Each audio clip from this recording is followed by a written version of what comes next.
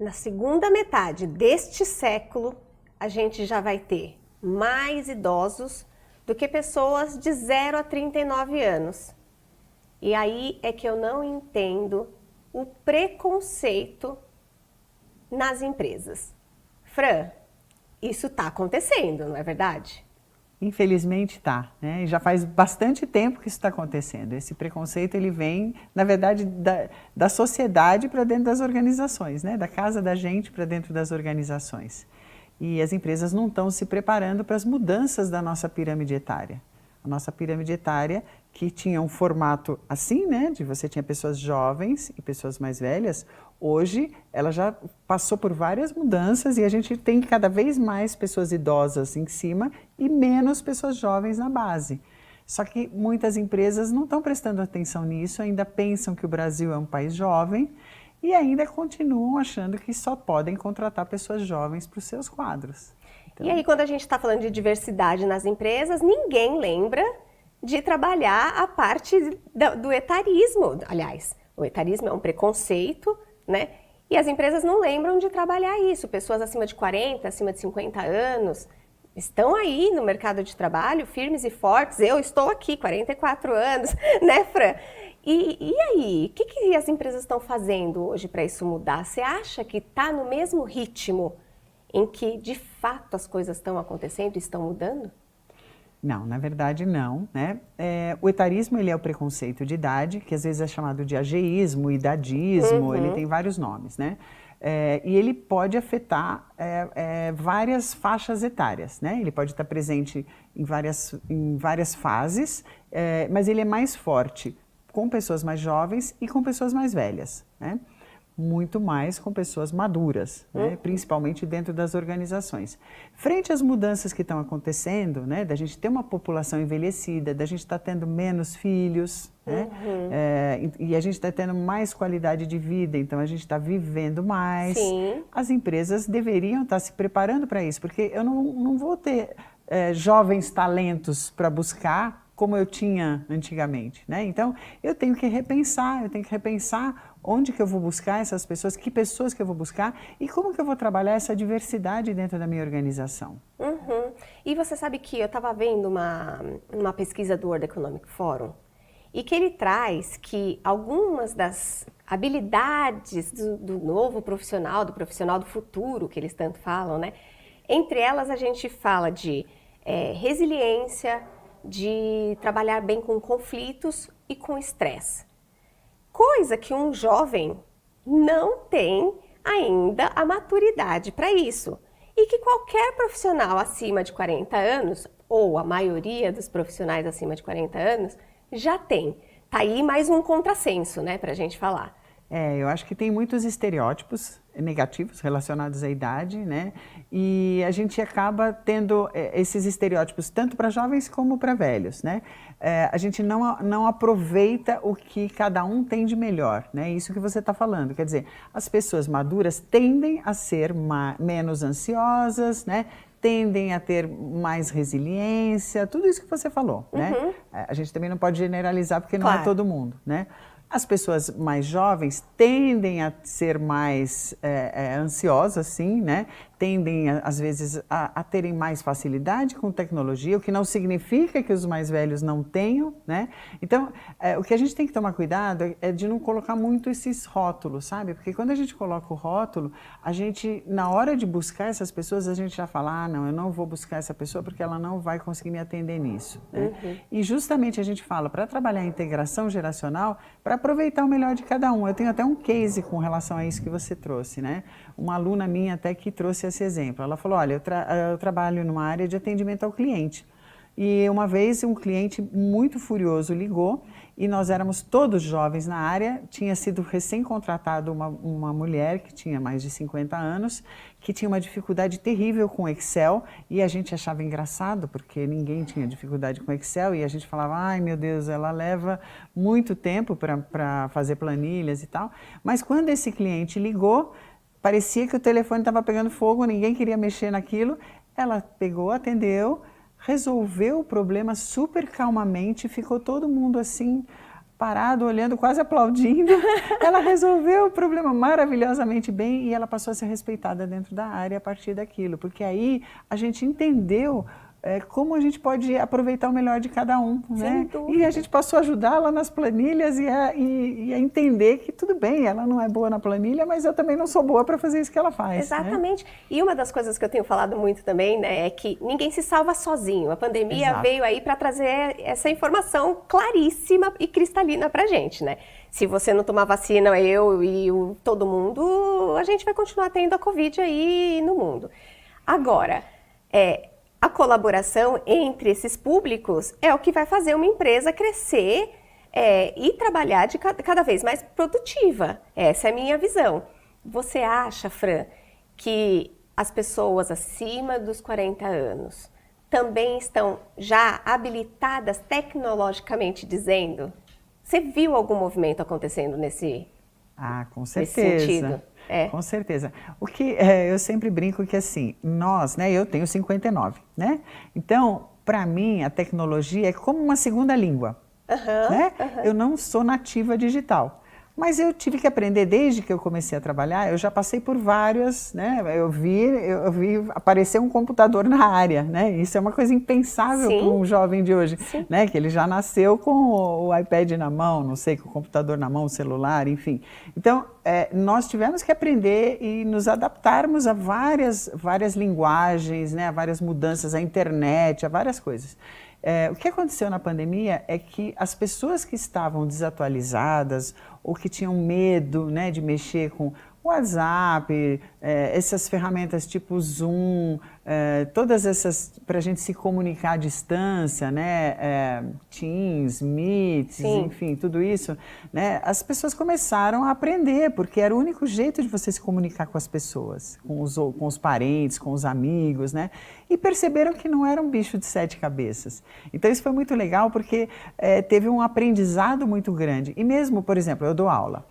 As minhas aulas sempre eram presenciais e de repente eu tive que transformar aqueles conteúdos em conteúdos online.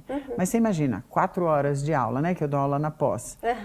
É uma chatice se você fizer um negócio só falado, ou enfim, né? Como que você vai fazer para tornar aquele conteúdo interessante, né, para enfim, né, para um esquema online? É uma ruptura de padrão, né? É uma ruptura, exatamente. No meu caso ainda, como eu trabalho com RH também, desenvolvimento, não foi tão difícil porque eu já trabalhava com workshops de desenvolvimento e tal. Mas mesmo assim, não era o online não era um território que a gente estava tão familiarizado.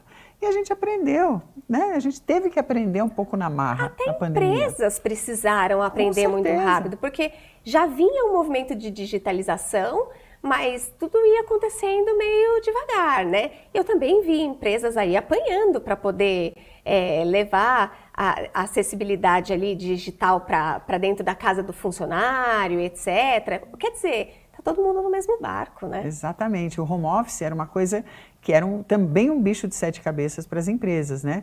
Eu faço parte de um grupo de RH, de pessoas que fizeram MBA comigo, e a gente trocou muito durante a pandemia sobre isso, sobre essas dificuldades. Nossa, como que nós vamos fazer para levar todo mundo, né?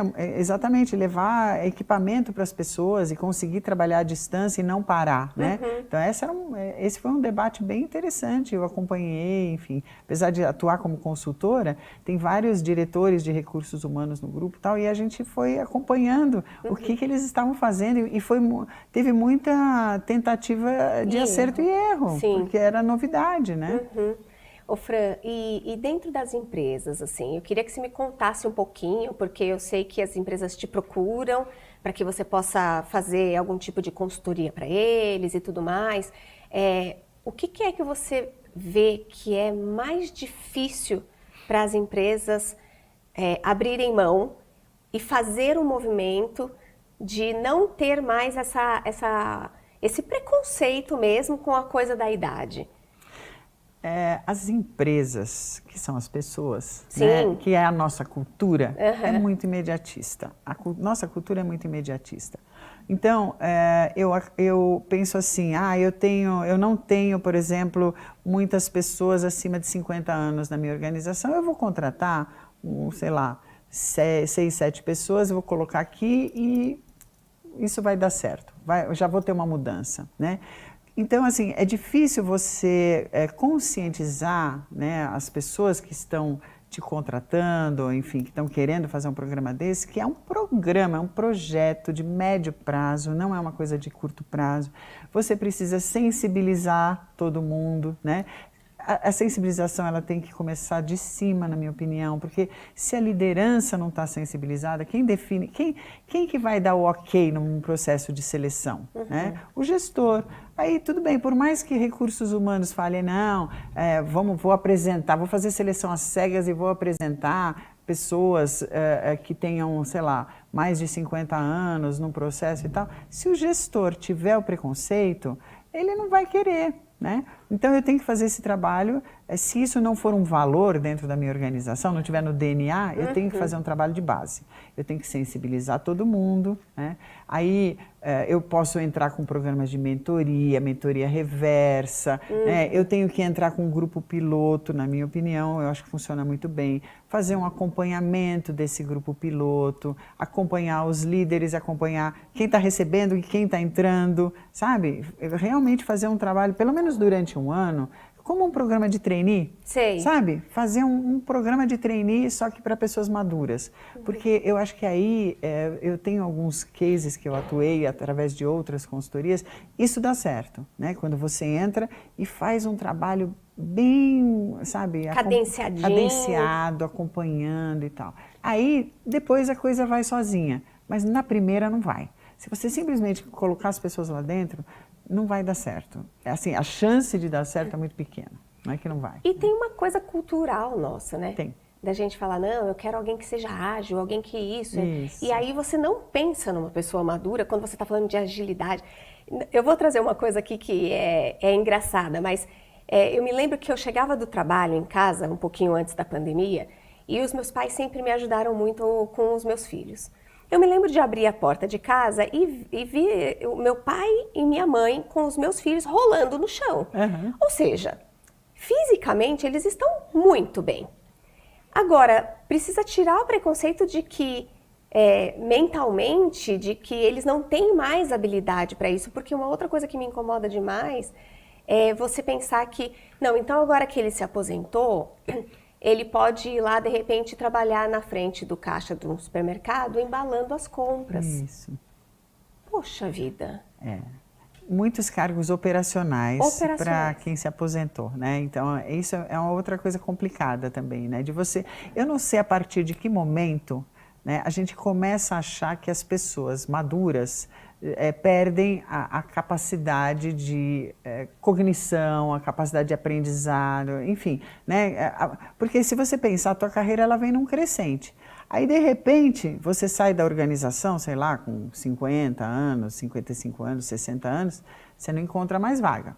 Né? Porque as pessoas acham que você não tem mais condição, que você, sei lá, é lenta, ou que você tem dificuldade com tecnologia, ou que você vai ter dificuldade de aprender, ou que você é teimosa, tem N estereótipos negativos, né? Então, até então, estava tudo bem, de repente não tem mais. Então, a tua remuneração já vai ter uma queda, né? Se você não se preparou para isso, se prepara, porque normalmente é o que acontece. Muita gente fala assim, mas eu não tenho perfil para empreender. E agora? Eu teria que empreender, né? Porque você não encontra emprego, você encontra trabalho. Trabalho, certo? Então, como eu, Fran, eu presto serviços para várias consultorias, eu faço serviço solo, né? Eu dou aula, eu faço várias coisas, eu escrevo, né? Então, mas eu tenho esse perfil já faz tempo, eu tenho minha consultoria já faz muitos anos, quase 40 anos, é diferente, eu já tenho esse, né? Quase 40 não, 30, Mas assim, já estou acostumada a não ter essa rede imaginária que quem está numa organização acredita ter, né? Essa rede de segurança. Na empresa eu tenho segurança. Não sei se tem, porque você aprende a montar a sua rede quando você trabalha por conta própria, né? Então eu acho que assim, você tem que fazer toda uma mudança de cabeça para encarar essa nova fase.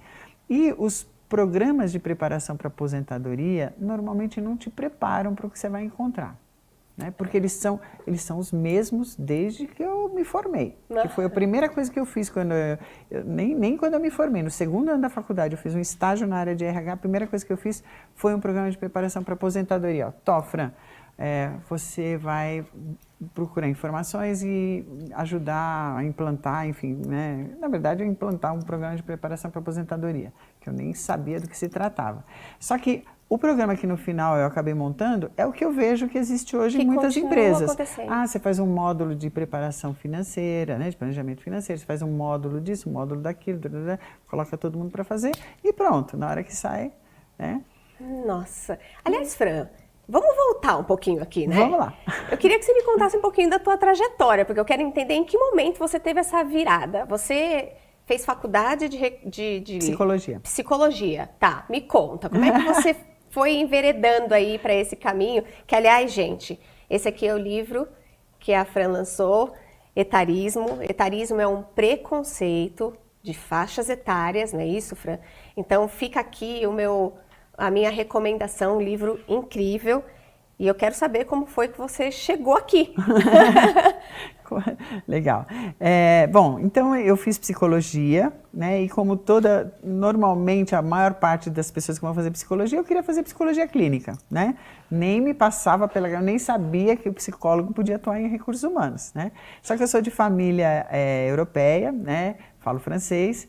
E perto da minha casa tinha uma empresa, um banco, que era de origem francesa. Tá. E uma amiga minha, quando a gente estava no segundo ano da faculdade, que a gente começou a querer olhar para ver estágio e tal, ela falou, Fran, tem uma vaga num banco e você falando francês vai ser uma coisa assim, né? Vai dar super certo. Eu falei, num banco? O que uma pessoa de psicologia vai fazer num banco, né? Para mim era uma coisa que não tinha nada a ver, né? Não, mas você devia ir, é perto da sua casa e coisa e tal, você mora longe, era longe. Aí eu falei, deixa eu ver, né? Não sei o que pode ser tal. E eu fui e acabei entrando e nunca mais saí da área de RH. Então foi assim que eu entrei na área de RH. Tá. E pela área de RH, o primeiro trabalho que eu fiz foi esse. Que a primeira coisa que me pediram, eu entrei por uma área de seleção de pessoal, mas a primeira coisa que me pediram para trabalhar foi num plano de preparação para aposentadoria, porque nesse banco a aposentadoria era compulsória, né? Então, chegava nos, 60 anos, 62, a pessoa tinha que sair. Tá. E aí, muitos não queriam sair, né? Achavam que isso vai acontecer com todo mundo, mas não comigo. Eu sou uma exceção, meu resultado é ótimo, eu sou ótimo. Para que eu vou ter que sair? Né? Só que tinha que sair. Era uma política internacional. Nossa, que absurdo, entendeu? Né? Que absurdo. Então, era sempre uma coisa complicada, né? Era muito difícil para quem estava numa área de RH lidar com isso, porque né, se você pega um diretor que diz que não quer sair, enfim, é muito complicado. Não que uma estagiária fosse resolver o assunto, mas assim, vamos tentar ver se a gente consegue minimizar esse problema. Então, eu comecei por essa área e assim, eu tive um aprendizado muito grande, porque eu fui pesquisar o que outras empresas faziam, fui entender o que era isso e coisa e tal, e gostei muito do assunto. Por outro lado, na área de seleção, você tem muitos marcadores etários, né? Então, você vai contratar, você tem lá, sei lá, um caixa tem que ter no máximo X anos, pelo menos tinha na época, né? Não me lembro, 30 anos. E eu tinha 19 e falava assim, mas que diferença faz um caixa ter 30, 40, 50? Ele vai ficar sentado no caixa, né? Não, vai ter relacionamento com o cliente, vai conferir dinheiro, vai... Por que ele tem que ter no máximo X anos, né? Porque é um caixa, né? Tá, mas e aí? Né? Assim, eram questões que eu não conseguia entender. E aí eu comecei a perceber que em outros processos da organização isso acontecia, né? Para participar de treinamento, para desenvolvimento, promoções, transferências, sempre tinha um marcador etário envolvido e sempre a idade ela estava relacionada com potencial. Nossa. Né? Mas até hoje, em muitas empresas tem, porque eu mesma, em várias palestras que eu faço hoje, eu sou brifada para, Fran, a gente precisa sensibilizar as pessoas que uma pessoa pode ser analista com 40 anos, não tem problema. Né? E os gestores muitas vezes têm o preconceito de achar que, poxa vida, se com 40 anos a pessoa ainda é analista, né? Mas ela pode ter parado, foi ter filho, foi fazer outra coisa, foi estudar, tá voltando, pode ter acontecido mil coisas na vida da pessoa, né? Enfim, é opção dela, pode não querer um cargo de liderança, tem N coisas, né? Então, você não pode julgar pela pessoa. Sim. Mas a gente tem essa mania de julgar, né? Sim, sim. Então, mas assim, eu nunca tinha argumentos muito consistentes, né? Eu era a pessoa que questionava, mas até aí... Aí eu fiz o meu MBA, continuei vendo essas coisas, né? Eu montei a minha consultoria, virei headhunter, aí piorou, né? Porque headhunter, você vai trabalhar com vagas mais, assim, tops, né? E aí, é assim, é um gerente de produto com experiência em biscoito com no máximo 28 anos. Sabe assim? Com no máximo X anos. E aí, eu ia discutir com o cliente, só que aí o cliente é assim, olha, é isso que a gente quer. É assim porque é assim, né? Então, assim, aquilo sempre estava engasgado, sabe? Mas era assim, né? Comecei a dar aula de RH, de desenvolvimento de pessoas, de carreiras na pós e tal. E aí eu decidi fazer um mestrado. E no mestrado, uma das matérias era diversidade, que eu escolhi, né? E dentro da diversidade, um dos pilares é a diversidade etária, que eu nem sabia que existia. E aí, quando eu comecei a ver, foi o meu Ikigai. Eu brinquei, meu Ikigai. Eu descobri, falei, caramba, é isso, né? E dentro da diversidade etária, o etarismo, o preconceito de idade. Falei, nossa, é isso que eu venho brigando minha vida inteira? Ou seja, né, venho trabalhando e você, eu posso fazer algo. Eu tenho onde pesquisar, eu tenho artigos, tem estudos lá fora, né? Já tinha alguns aqui também. Tem, né, existe material sobre isso. Então eu comecei a pesquisar, virei pesquisadora acadêmica, comecei a participar de congressos, escrever artigos, me empolguei. Falei, eu vou agora juntar isso com o RH, com o desenvolvimento de pessoas, porque a gente tem que trabalhar isso nas empresas. A gente estava começando a trabalhar a diversidade, o gênero, né, algumas coisas pequenas, né, ou pessoas com deficiência, mas assim, tinha muito pouca ainda coisa de diversidade e eu falei, não, eu preciso voltar, bater na porta, né, e falar, gente, vamos pensar que a diversidade etária é aquela que abraça todas as outras. Sim. Né? Porque se a gente der sorte, todos vamos envelhecer. Então, né, não importa gênero, não importa a sua condição, não importa nada, né? Você vai envelhecer, então assim, com a diversidade etária você consegue trabalhar tudo isso, todos esses temas, né? Bom, as pessoas me olhavam como se eu fosse um ET, né? Não temos budget. A primeira coisa, não temos budget para trabalhar mais essa. Nossa, não e aí mais você essa. já tinha uma inquietude ali atrás? Nossa, você se louca. Deparou com muitas outras depois, né? Aí eu falei, não.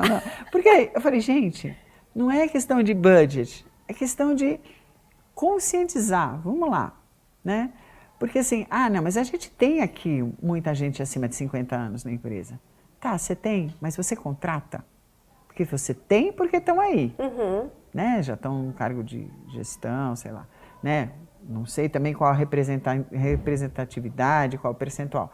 Mas você contrata, há quantos anos você não contrata uma pessoa acima de 50 anos? Não, a gente não contrata, é difícil, né?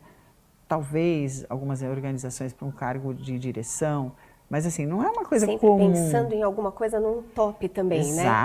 Exato. Você não vai contratar uma pessoa para ser analista, para ser, sei lá, não sei, um cargo técnico com 50 anos é muito difícil. Pelo menos nas grandes organizações, que era mais ou menos onde eu circulava, né? Nas médias e grandes. As médias ainda eu acho que até tinha um pouquinho mais de abertura, mas as grandes não tinham essa abertura, né? E aí eu falei, nossa, não é possível, porque assim, se os estudos, a maior parte dos estudos são internacionais, lá fora essas empresas devem praticar isso. Eu ia te perguntar sobre isso. Então eu comecei a ir pelas bordas, né? A sua empresa não trabalha diversidade etária lá fora? Será que não? Puxa, será que não seria interessante vocês se adiantarem, né? E começarem um trabalho, tentar ver o que está sendo feito lá. Então assim, sabe... Você vai tentando ver por onde você vai, né? E aí, aos pouquinhos, essa coisa começou a aparecer, algumas consultorias começaram a mexer com isso, né? Eu conheci algumas pessoas que também começavam a lidar com a inserção de pessoas 50 a mais dentro das empresas, comecei a me associar com algumas consultorias para a gente fazer e bater na porta mesmo, oferecer esse tipo de trabalho e tal. E eu acho que na pandemia a coisa fez um boom, sabe? Foi interessante, porque aí você está dentro de casa, né? A tua aparência não importa. Né? Se você sabe mexer minimamente com recursos tecnológicos, né? Que precisava, não era um problema. Então, na pandemia a gente começou a ter bastante coisa e outra. Lá fora também a gente começou a ter um movimento, um burburinho maior. E aqui começou-se a falar mais também sobre essa coisa de deixar o cabelo grisalho, não sei o quê. Começaram alguns movimentos, né? Então, acho que isso foi talvez um ganho da pandemia, né? Que ótimo, né? Porque assim, as pessoas falam muito que a pandemia só trouxe coisa ruim e tal. Realmente não foi uma coisa fácil, a gente sabe disso. Mas eu procuro olhar o lado bom das coisas, né? E eu acho que a pandemia trouxe, sim, alguns benefícios e esse que você está trazendo é um deles. Aqui, Fran, no seu livro, você fala especificamente das mulheres, especificamente de mulheres, o etarismo ao longo da vida das mulheres. Isso. O claro que você não vai contar o livro inteiro que o pessoal vai comprar. Mas me conta um pouquinho, assim, porque para a mulher isso é um pouco mais difícil? Quando você tem a intersecção de mais de um pilar de diversidade, a coisa se complica. Tá. Então, por exemplo, uma mulher idosa sofre mais preconceito do que um homem idoso, né? Uma mulher idosa com deficiência sofre mais preconceito. Então, você vai, apesar que, assim, na verdade, até eu coloco isso no livro, né? A questão da deficiência foi a mais difícil de eu estudar, de eu pesquisar, né? Não sei se tem a ver com a lei de cotas, né? Tá. Então, você tem que cumprir uma lei e aí você talvez tenha um pouco mais de flexibilidade na contratação, né? Mas se você pega, por exemplo, a mulher negra, idosa, é a que mais sofre preconceito para entrar numa organização, por exemplo, né? E as mulheres, elas passam por questões de preconceito etário ao longo da vida. Então, você tem uma idade que você para de brincar de boneca, por exemplo. Sim, né? sim. Você não vai brincar de boneca até 18 anos de idade. Você tem uma idade para namorar, você tem uma idade para casar, para ter filho. Para ter filhos. Né? Você tem uma idade, você tem idade para tudo. Sim. Né? Você tem, tudo tem idade para mulher. E a gente é muito cobrada. Né? Então, assim, ao longo da vida das mulheres, essa questão etária ela é muito marcante. E a mulher, ela tem uma coisa muito complicada na nossa sociedade, que a juventude é sinal de beleza. Então, ela tem vergonha de envelhecer. Sim. Que isso a gente chama de age shaming, é um fenômeno que chama age shaming, né, que a gente estuda também, que é falta de educação você perguntar para uma mulher a idade que ela tem. Como se ela tivesse algum domínio sobre isso. Né? Então, é uma coisa, é um contrassenso, mas se você pensar, eu tenho amigas que não querem falar a idade que elas têm, né?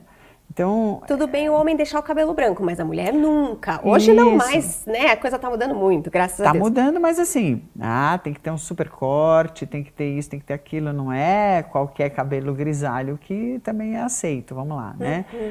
Nós somos o campeão de cirurgia plástica, de procedimentos estéticos, né? O Brasil. Sim. Por quê? Porque a gente tem que estar com a pele lisa. Você pode ver, tem muita mulher linda, maravilhosa, de cabelo grisalho, com corte maravilhoso, e a pele super jovial, né? Então, é um envelhecimento que é muito cuidadoso com a mulher. Que crueldade, né? É muito cruel, muito cruel. A gente tem mais dificuldade e é visto como desleixo, né? É visto como... E ao mesmo tempo, quem que cuida dos filhos, dos netos, dos pais idosos, né? A gente fala que nós somos a geração sanduíche. A gente faz tudo, né? vai dizer que a gente não tem pique? A gente faz 500 mil coisas ao mesmo tempo. Eu tenho 59 anos, eu cuido da minha mãe, eu cuido das minhas filhas, eu faço 500 mil coisas, eu tenho trabalho em várias coisas diferentes. Claro, né? claro. E se eu tivesse no mercado formal de trabalho com o meu currículo, provavelmente eu teria uma dificuldade enorme de encontrar emprego. Quem vai contratar uma pessoa de 59 anos de idade? É muito difícil. Ô Fran, eu não sei se você tem alguma informação sobre isso, assim, mas essa é uma percepção que eu tive.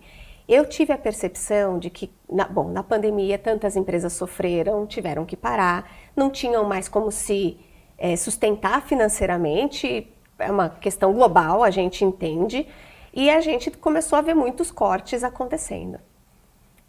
A minha percepção é de que 40 a mais foi um corte generalizado, assim, se eu tenho que cortar, então eu vou cortar aqui. Sim, a primeira desculpa era assim, não podem sair, né, porque teve assim, não, isso foi na fase híbrida, né, que ainda tinha uma parte em casa, ou não, um grupo de risco, né, vou cortar antes que dê algum problema também, né. Nossa! Teve muitos cortes na pandemia, né, de pessoas mais velhas. E teve uma exposição também. Eu vou te dizer, eu tenho uma amiga que ela tem 62, alguma coisa assim. Ela trabalha na área de tecnologia com equipes muito jovens. Ninguém sabe a idade dela, ela é super conservada, vamos dizer que é uma palavra assim que nem se deveria se usar, mas assim, ela é muito jovial e tal. E aí, as pessoas acima de 60 anos não poderiam voltar para o sistema presencial, só quem tinha abaixo de 60 anos. Aí soltaram uma lista com o nome das pessoas acima de 60 anos que não deveriam voltar para o trabalho. E o nome dela estava lá. Aí ela ficou super chateada, porque assim, as pessoas começaram a mandar o WhatsApp para ela, mandar mensagem falando: fulana, você tem mais de 60? Nossa, não parece, kkk, dando risada, fazendo piadinha. Então ela ficou super chateada, que assim, na verdade é uma questão até de age shaming mesmo, que se manifestou, né? E ela ali num grupo, inclusive, de TI, né? De tecnologia, meu Deus, isso deve ser ainda mais aflorado, né, eu acho. Foi, exatamente. Puxa vida. Não, e você está falando disso e me veio aqui à mente um movimento que acontece há uns 4 anos, talvez mais, e eu é que não tinha visibilidade disso, que são as perennials, né? Então, aquelas pessoas que não têm idade, né? E aí, com base nisso, uma amiga criou um projeto que era para mulheres acima de 40 anos, para elas se cuidarem da saúde, etc. Porque depois dos 40 anos, você disse há pouco, né? A gente passa por diversas fases. E que aí, a partir dos 40 anos, muitas mudanças aconteciam no corpo e tal. Mas o mais curioso que eu vi lá, na conversa que eu tive com ela, ela dizia que as mulheres sofriam muito preconceito no trabalho quando elas entravam no processo de menopausa. Então, quando elas começavam a sentir os fogachos, por exemplo, elas estavam numa reunião, elas se abanavam e elas percebiam o olhar preconceituoso de uma pessoa para outra, uma risadinha e tal. E que chato isso, porque o homem também passa por isso, mas não é exatamente o mesmo, não são os mesmos sintomas, eu desconfio. E que a gente não, né, a gente mostra isso. Então, né? da mulher é muito... eu tenho uma amiga que ela ficava com a blusa molhada. Nossa. Em questão de minutos, assim, do nada. E aí, como você faz? Se você está no meio de uma reunião, no meio de uma apresentação, é muito complicado, porque não é todo mundo que pode fazer reposição hormonal, né, que pode segurar esses sintomas. É claro. Então, eu acho que a empresa tem que fazer um trabalho. Né? Tem que ter um trabalho de conscientização dessas coisas. Porque os homens, eles esquecem, né? Como se eles não tivessem irmãs, mães, filhas, né? Não, sem dúvida. E aí aqui eu li uma coisa interessante, né? Que no teu livro você fala que a gente está numa desconstrução, né, deste preconceito. E o teu livro traz essa reflexão para uma transformação, né? Você acha que aí é aquele quentinho que você vai ter? Imagino que em alguns momentos você já tem vivenciado esse quentinho no coração de que as transformações estão acontecendo. Sim, tem sido muito bacana, porque assim, às vezes eu encontro pessoas, ou as pessoas me mandam depoimentos, né, contando, por exemplo, Fran, eu não deixava minha mãe assistir o jornal, por exemplo, o noticiário à noite, porque eu considerava que era muito violento para ela. Né? Porque isso a gente chama de etarismo benevolente. Você acha que está fazendo bem para uma pessoa, só que você está tirando a autonomia. Ela não pode decidir se ela vai ou não assistir o jornal, o noticiário à noite, porque você acha que é violento, você não deixa ela assistir. Então, a pessoa falou, sabe, foi uma coisa que eu nunca parei para pensar, né?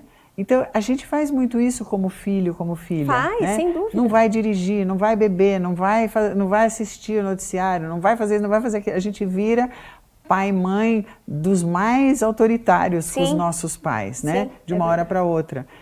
E aí, muitas vezes, assim, não leva mais para, sei lá, para jantar fora.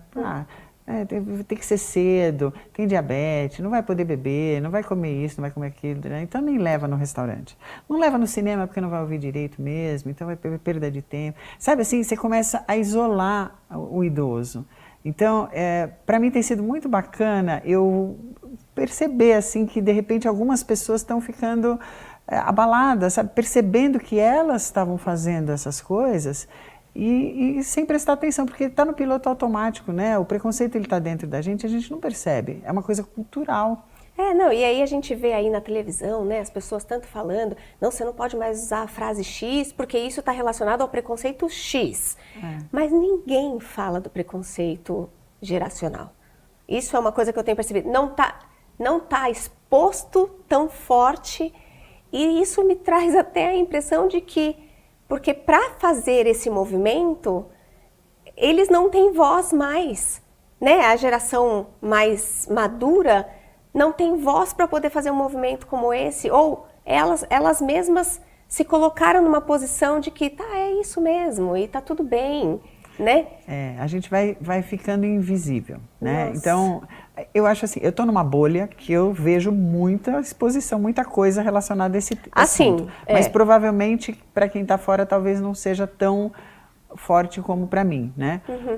Mas, por exemplo, quando você vai, sei lá, na casa de uma pessoa num domingo, um almoço de domingo, e tem lá a pessoa idosa, a avó ou o avô que está lá sentadinho, tá todo mundo batendo papo, ai que legal, tô reencontrando a família, revendo todo mundo, né? Mas a pessoa idosa está lá isolada, está lá num cantinho.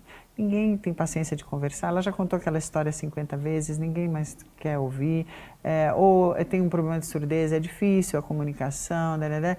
Então assim, a pessoa idosa, né? Aí eu tô falando de bem mais velha mesmo, ela vai sendo deixada de lado e ela vai entrando em depressão, porque ela é excluída. Ela é excluída da família. Ela normalmente já não tem muitos amigos. Né? A nossa geração eu acho que vai ser diferente. Vai ser diferente. Cultiva muito as amizades e tal. Mas essa geração que está aí hoje acaba ficando excluída até da família. Está dentro de casa, mas é como se não tivesse, é como se fosse um móvel.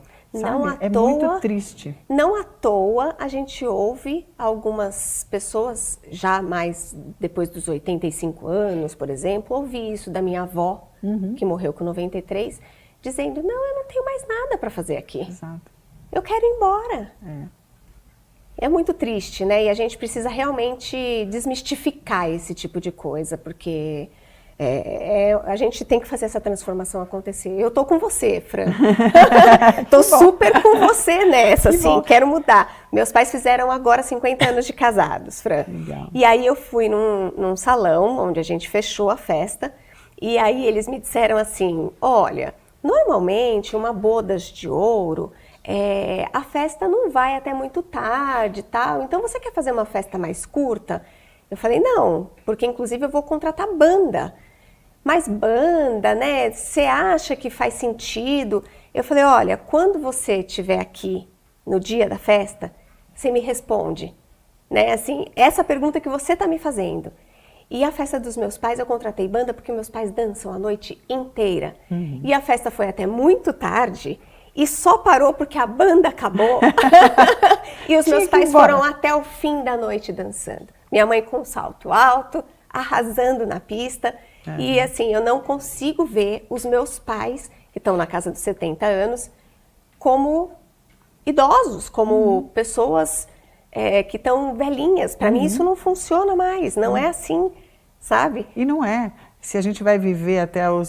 Se você olhar no teu entorno, as pessoas já... Né, no meu entorno, a minha mãe tem 93. As pessoas estão vivendo muito mais. Provavelmente eu vou passar ainda dessa idade. Sim. Minhas filhas vão passar da minha também. Sim, né? sim. Então, assim, hoje, eu com 59, eu ainda tenho, sei lá, né? 40 anos pela frente. E é isso então aí. é isso, não dá pra gente se encostar, né? Tem muita coisa para fazer. Dúvida. O que eu acho é que a bandeira do etarismo tem que ser uma bandeira de todo mundo. Porque é um problema sério na nossa sociedade e é uma coisa que faz mal para a pessoa, né? Não tem trabalho, né? Não tem produto, né? Você vai pegar um rótulo de um negócio, você não consegue ler. Você vai num restaurante, é muito escuro, você não consegue ler o cardápio, né? O mercado não pensa na gente. A gente não falou do mercado prateado, mas tem um mercado, um oceano prateado, né? O mercado, a economia da longevidade é gigante. O potencial dessa economia é gigante e a gente está sendo ignorado, né? Os idosos estão sendo ignorados. E ele vai ser uma população ali economicamente super ativa. Já tem vários estudos que mostram que compram pela internet, sim, consomem, né, pela internet. Até eu vi uma pesquisa recente, acho que foi em Porto Alegre, se eu não me engano, foi o professor Martin que postou até, que ele colocou que os idosos, eles pesquisam na internet, eles gostam de finalizar a compra na loja. Na loja. É interessante, então você vai vendo essas coisas, né, essas diferenças aí geracionais para compra e tal. É um mercado que tem um potencial incrível. Quer dizer, então o profissional de marketing precisa se atentar a partir de agora que ele vai ter que entender melhor esse consumidor que você não está nem parando para pensar, Sim, não é verdade? São trilhões.